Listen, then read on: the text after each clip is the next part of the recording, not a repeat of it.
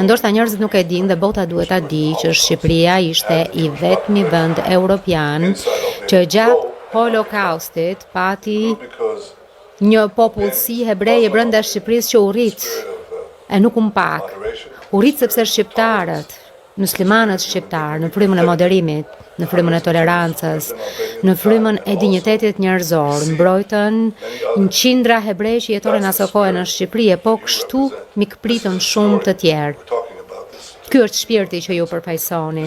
Kjo është ajo histori që, siç po flisnim pak minuta më parë, është histori që bota duhet ta njohë.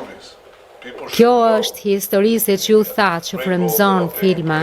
Njerëzit duhet të njohin rolin e jashtëzakonshëm, rolin moral që Shqipëria luajti gjatë orëve më të errta të historisë njerëzore. Kjo është ajo frymë që ju vazhdoni ta ushqeni dhe sot, miku im i mirë Edi.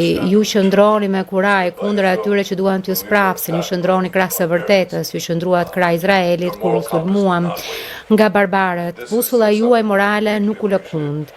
Dhe kjo është diçka që ne e vlerësojmë thellësisht dhe që ju shenjon se një udhëheqës të jashtëzakonshëm të popullit tuaj dhe mendoj për ato segmente njerëzimi që duan që e vërteta të mbrohet e të mbrohen vlerat morale që bashkë ndajmë.